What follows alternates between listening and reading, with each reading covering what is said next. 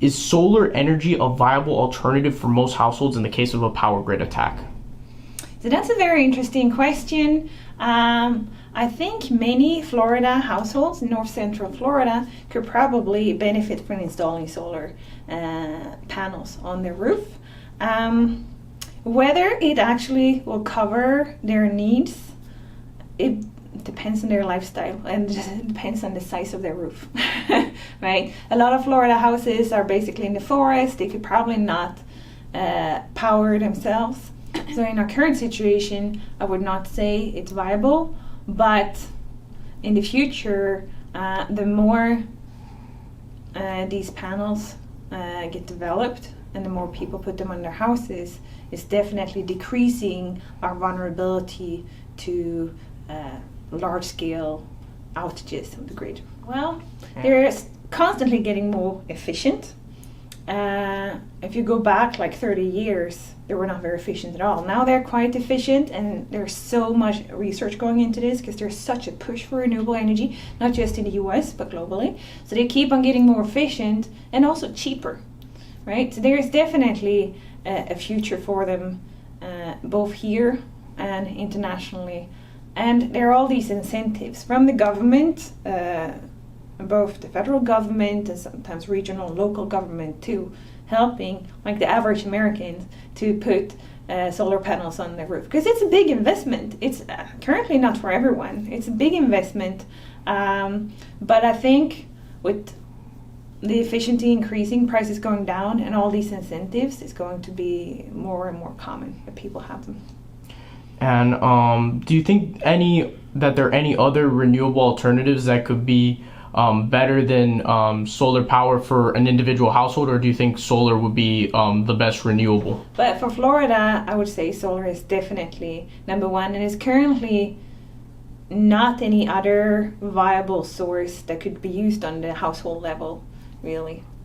Some farms might have, a wind turbine or something, but it's typically not that windy in Florida unless you're very close to the coast. You get that sea breeze.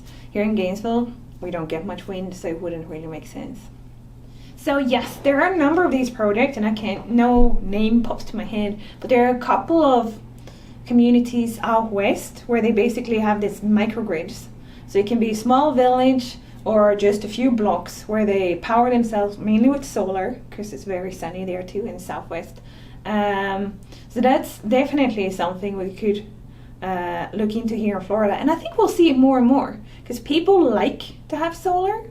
It's very popular to have it, and it's a good thing for the future, both for the whole climate change and renewable energy perspective, but also because of threats to the grid, whether it's storms or hackers or whatever it is. It's a lot of people are attracted by the idea of being self-sufficient from a power perspective. If it's not just your house, maybe you're connected to another 50 houses and you have your own grid and can supply your energy. So I think we're going to see a lot more of that. There are experiment communities, not just in the US, but all over the world, where they use local renewable energy and create these microgrids, we call them. So small communities that are self-sufficient power. And do you think that Florida is like a suitable place, like in terms of the climate for solar, or is it one of the more suitable places in the United States, at least, like North Central Florida? So Florida is definitely super suitable for it. It doesn't get as much sun as the Southwest, like Arizona and Nevada, basically the desert. We're not in a desert. We do get clouds in the afternoon, right? That then covers the sun a little bit, but it's definitely suitable for solar power, and I think it will just keep on growing. To power their entire house, do you think the cost of those batteries will go down? Definitely. Just like in all other aspects of energy, there's a lot of research going into battery. So right now we're thinking of lithium batteries, that's what we use mainly, but there are all these other technologies that are being developed. Some of them are just using salt instead of lithium, and salt we got a lot of and it's really cheap. The sodium ion, correct? Yeah, so there are all these different solutions. This is just one example. Who knows, maybe tomorrow someone will be like, oh, we made a new battery out of sand, or we made it out of water. There's so much research, so I think there would definitely be more affordable solutions. And do you think that the capacity of them as well will be able to increase? Yeah, for sure. So now Florida will start pushing energy companies to basically report every year, every fifth year or so, like, what is your energy mix? Okay, are you meeting our goals? And if not, they will get fined, right? So energy companies will have to make this turn, but it also really helps homeowners to get more incentives, hopefully, from the state, because they can play a great role in this transition to green energy for the whole state, right? It's hard for a big company that's relying very much on fossil fuel to suddenly buy a bunch of land and put up solar cells. But there's so many rooftops in Florida, right? So private people can do a big impact here. The energy companies can too, but definitely the average American can do a big impact as well.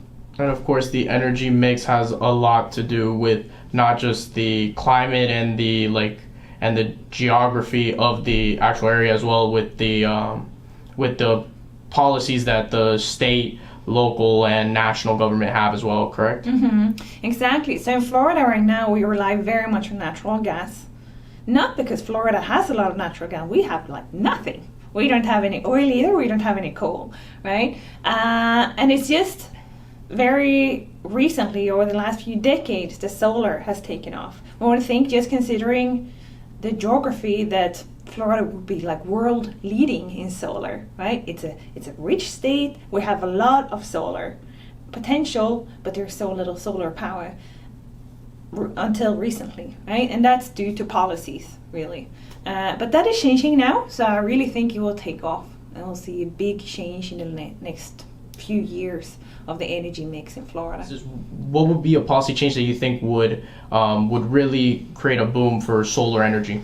Well, these climate goals that Florida has created, together with the rest of the country, will lead to more incentives, I'm pretty sure of, and also put more pressure on communities, on energy companies, and so utilities in general to switch over to solar and other renewables. How would their infrastructure have to change in order to help accommodate for that new solar power? So that is a big question, and it's a very important question, because renewables have this shortcoming that you can't control them. You know, we know in Florida we get more sun in the summer. We will produce a lot more electricity then. In the winter, not as much. But then you might have a cloudy day. You know, suddenly you get 20% less electricity. Or maybe we have a storm coming through, so it's cloudy for a few days, right? What do you do then? You need backup power. So we'll probably still have some kind of natural gas power plant on standby, or some other source that's less polluting. So that's something. How do we create a backup that's still sustainable, that we can turn on when the sun isn't there? You know, if our batteries can't manage, I don't know, a week of hurricane weather, for very, what do we need? We need a backup there, whether it's a battery or it's a power plant that can step in. And also balance throughout the day. You know, Florida in August, super sunny, and then you suddenly get that afternoon thunderstorm. Suddenly you get a lot less power out of your solar panels. How do you balance the grid then? Because the demand didn't go down. Maybe it actually went up because it got dark, so everyone has to turn on their lights, right? So you have to find ways to balance that. And there's already a lot of technology that GRU and other utility companies use to balance the grid, because there is already this swift changes in the demand. Like in the morning, everyone goes up, turn on their coffee maker, turn on the TV, turn on a hot shower. Suddenly there's a huge demand, and they have to balance the grid. Same thing in the evening, everyone goes to bed, and suddenly there's no demand, right? Or if there's like a Super Bowl on, super big demand, everyone is watching TV, right? So they are used to adapt the demand and balance the grid. However, I think if you go close to 100% solar, you'll need to take this to a higher level, how you balance it throughout the day when your production fluctuates a lot more. It's not just demand that varies, but your production varies throughout the day too. So that more pressure on the balancing agency. And right now, I've heard from a few people as I've reached out on social media platforms. I heard that they were actually considering getting solar power, but they were denied because there was too much solar in their area. How would we be able to, how would utility companies be able to accommodate in the near future these people so then they can, even though there's a lot of solar in their area, so then that way they could incorporate even more into the mix of energy? So that's another challenge with the grid. Like, it can only hold so much electricity, right? So if you have a neighborhood that's maybe out in the countryside, the utility company can send power there. So, it's designed for those, 10 houses.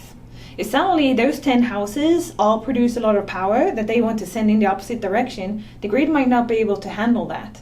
It's kind of like a highway that can only hold a certain capacity. And then when you have enough cars, you'll have to add another road, right? Another lane to that highway. And the grid kind of works the same, So if you suddenly have a lot of solar panels in an area where you didn't before, you have a lot of production there, then your grid is going to get busier, right? So then it could be that utility companies have to update the grid in that region in order to accommodate for that. And sometimes they might be like, yeah, we're not really ready for that. The grid is very expensive.